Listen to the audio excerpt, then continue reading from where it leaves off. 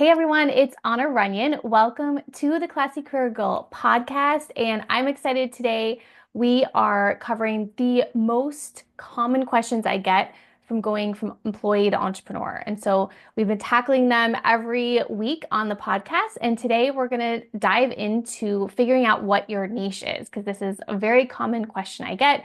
Like, how do I figure out what my niche is so I can start my business? And this is extremely important. You definitely want to know what your niche is, what your market is, who you're marketing to. I will tell you, I work with a lot of coaches. I talk with a lot of coaches. I have conversations with a lot of coaches who are interested in joining our career coach certification program here at Classy Career Girl. And a lot of them come after getting certified in other coach certification programs like ICF or other ones out there. There's many other certification programs who will certify coaches in coaching or life coaching.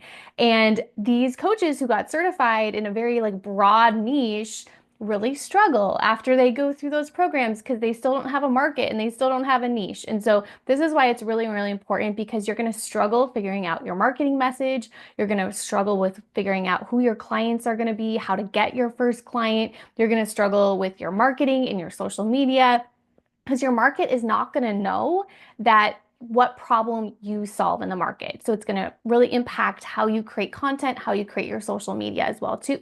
So you really want to clarify this. You really want to know what your niche is, especially if you're a coach, but really any type of business that you're starting, you want to know who your market is so that you can be very clear and you can communicate your offer to your clients. If they don't know what problem you solve, they're not going to come to you looking for help or anything like that, especially if you have a very broad niche or you're marketing to a lot of different niches.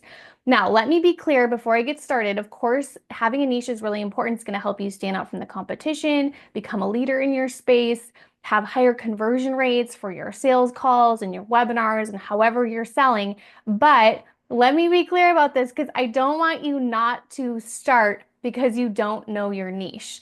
One of the best ways to figure out your niche is to actually start your business, start talking to people, start doing your service, whether you're doing practice coaching or practice, providing any sort of beta test as well too. All of this is going to help you get clear on your market. And I'm going to tell you a little bit more today how I figured out what my niche was when I started my business over 10 years ago. And I just really want to make sure that I be clear and say you should start. Even if you don't know your niche, it's going to get clear. So definitely just start. Even if you don't know your niche, start helping people, start serving people today, and it will get clear as you go. When I first started my business, I had just started my Classy Career Girl blog. I thought my niche at that time was going to be high school girls and helping them figure out what their career path should be after they graduate high school. This was back in the very early days. One of my first events that I had was at a Girls World Expo in San Diego. I was super excited. I had my own little booth that I paid to get, and I set up and I started talking to these high school girls. And that really was my first market. I learned by doing. I took my own advice and I just started, trying to have them be my clients. And unfortunately, at that time, it was very hard to coach high school girls. I started to realize, oh, I needed to work with the parents. And so at that time, I started also to work in other areas of my company, and it just got a lot clearer where I should focus my marketing. And I'm going to talk about that today. There's kind of 3 steps that I recommend going through in order to clarify what your market is.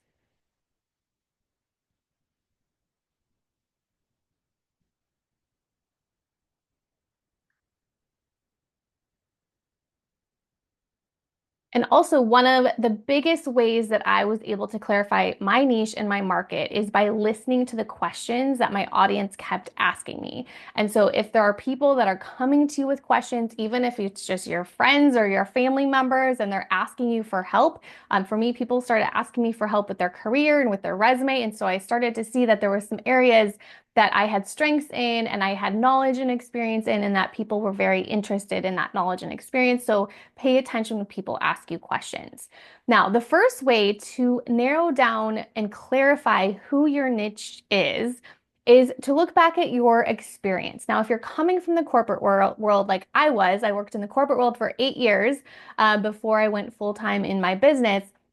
I looked at that experience that I had in the corporate world and I looked at, those skills that I had, the training that I had, the experience I had in the corporate world. I looked at the problems that I enjoyed solving in my day job and like, what are those experiences that I could bring with me in my business? So one of the things that I was doing back then is I was doing a lot of teaching and a lot of training in my corporate job. I was doing a lot of leading and a lot of mentoring with other people in my company. And so those things started to let me see like these are the things I really enjoy in my day job. I really enjoy like the coaching part of my job, even though I was in finance. Coaching wasn't my main job, but I started to like coach other people, other new hires, helping them learn how to get ahead and how to like excel in their careers and how to navigate their career within our company. And those were the times that I enjoyed my job the most. I was also an adjunct professor at my day job, and then I also did teaching as a professor at a university as well too on the side. And so all of those things started to add together for me to see like what are those things I really enjoy doing, what is my superpower, and what are those problems that I know that I can help others with. And a lot of that came back with management, leadership, career transition. Those are the things I was already doing in my day job. HR stuff, I loved hiring. You can see how that has played out in my business as well. So think about like what area in your business, or if you're a coach, like what are you the most passionate about coaching about? What do people repeatedly ask you for help in? When you look back all of the experience and all the questions that you've gathered, like what are people asking you about? What do you love talking about? What are you passionate about? What questions do your ideal clients have for you when you start talking to potential clients or when you start talking to certain markets? Like, what are those questions people have? This should feel really natural. So, if you're not passionate about this market, about this niche, about this topic, then you've got to do a little bit more brainstorming and research. And so that's why when I started with those young girls, like I was super passionate and still am about that market. And I knew that I could help them. And that quickly translated into helping people, kind of in that middle management area who are in career transition. I coach a lot of women who have been in the corporate world for a long, long time and want to make that career transition to entrepreneur, similar to the path that I took. And that just really excites me because I love being an entrepreneur and I love sharing that path and making it super simple. And I understand what it was like when I was working my day job, but then I was also working my business on the side as well too. So I'm super passionate about that market. And I love helping women in that market. So, first step, really figure out, of your experience that you have, what can you take from that to translate into your new business?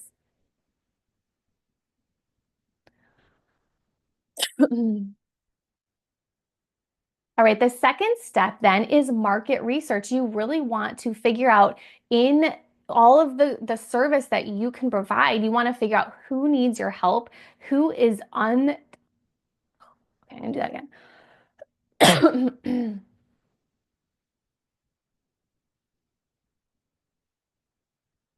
All right, the second step that you want to do to clarify who your niche is you want to do market research. I know this always isn't very fun to think about, but market research can be really, really fun. One of the ways that I did a lot of market research is by just doing free sessions with people. So as a career coach, I started doing, and we do this with our coaches as well too, we do practice coaching, 10 hours of practice coaching in our certification program.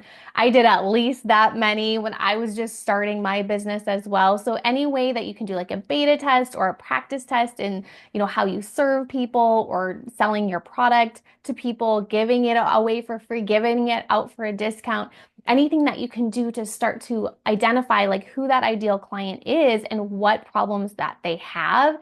Here are the questions that you want to ask your potential market. You want to know what is going on in their heads. You want to know them like better than they know themselves so that you can be very clear on what they need. So you want to know what are those problems and those challenges that people are facing. You want to know what their goals and what their vision is. It's not about creating a problem you think they need. We want to use the words that they are using. So a common mistake that people make when they start their business is to use a marketing message that is not the actual words that their clients are actually saying. So of course we can do surveys. That is a very easy, thing that you could do. You can send out a digital survey. But what I highly recommend, and you can do this really easily on Zoom, even for free, you get 40 minutes on Zoom for free. You can have free sessions with people where you can just ask them, like, what are your goals and your challenges? What is your vision? If everything was working perfectly well in the next 6 months, like, where would you want to be? You want to figure out where that market is now and where they want to be in the future. And if you do these sessions over and over again, you can record them and listen to them later as well too. And so you can study those sessions, you can figure out what those words are, you can even transcribe those sessions as well and pull out those words that people are saying. That is your marketing message. Those are the words that you want to use in your marketing copy when you're doing social media, when you're sending newsletters, when you're creating sales pages or webinars, or when you're just talking to people on the phone or on Zoom and you're giving your recommendation for your offer. Those are the words that we want to use because our goal really is to help people get from where they are now, which they have that challenge, that obstacle, to where they want to be. And we do that by doing market research, talking to people. And this is why I love step 3, which is first, step 2 is all about doing those practice sessions, those free sessions. Just get on the call on the Zoom for 15 minutes with someone and pick someone's brain and just like learn about those challenges. Now, step 3 is to do actual sales conversations. Actually start selling your product and providing your recommendation to people over and over again, because this is another really great way for you to determine what are those problems and those challenges that people ask. One of the issues about asking someone like, how much would you pay for this service? Or do you need this service? Is they're gonna say, I wouldn't pay for this. So we can't ask those questions, but we really have to get to their mindset. We have to figure out what's keeping them up. And then we sell our recommendation and our offer is that thing that's gonna really help them and support them in getting to where they really want to be. So we can then test potential niches and we can get feedback about what is most important to your audience. And so, like I said, this is where step 3 is then where I recommend starting to do sales calls. And you learn so much by talking to your market. You learn so much, way more than just sitting behind your computer. So don't worry about your website. Don't worry about checking your email, all the things you think you need to start a business, your books, your legal stuff. Like, don't worry about that. Just get out there and start talking to people and start selling, start selling your product and service. And you're going to hear those objections. You're going to hear from people what they need instead. Oftentimes, like, it's so good to provide my offer to people because I will go through my offer and then they'll be like, oh, well, does this cover blank? And I'm like, oh, it does, but I forgot to include that in my offer. I didn't actually show that on my page and in my pitch. And so that helps me clue in, okay, this is important to someone. I need to make sure that I include this part. Or a lot of times that's not even in the product. And then I start adding things into the product based off that objection that someone had in my sales conversation. And so she actually needed something else. And so that's our job as an entrepreneur, is to provide those solutions in our products and services. So like I said, this is where sales conversations are really, really important no matter what you're selling. What needs aren't being addressed for your ideal clients right now? If you're looking around and you feel like there's so much competition out there, there's so many people already doing what I do, look back at your experience and look back and see, like, what are those things, what are those challenges and those obstacles people are having that's actually, they're not getting the result that they want. They're still getting stuck even though they're going through all these other programs. In the beginning of this call, I told you that I have a lot of people that come to me after they do like an ICF certificate, career coach certification or coach certification or a life coach training program. And then they come to me and then they're still stuck, right? So I have so much competition out there. There's so many other certification programs. But I provide a unique path in my program, a unique model that includes a lot of those things like business coaching inside of it and career coaching inside of it that other certifications don't have. So when they go through those programs and then they come to me, I know their problems and challenges after they've gone through those programs. So I know what they still need. And that's what you want to do too. You want to look at the competition. Don't be worried about your competition.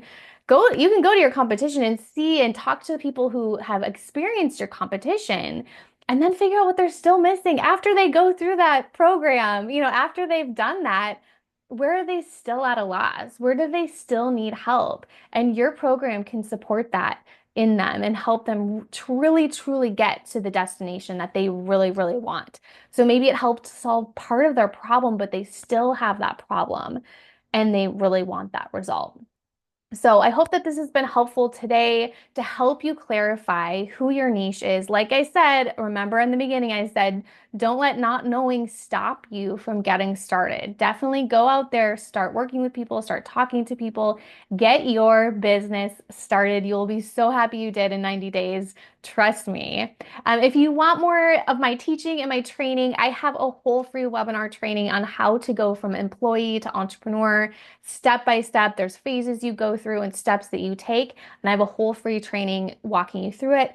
You can register at that at classycareergirl.com/CRP webinar.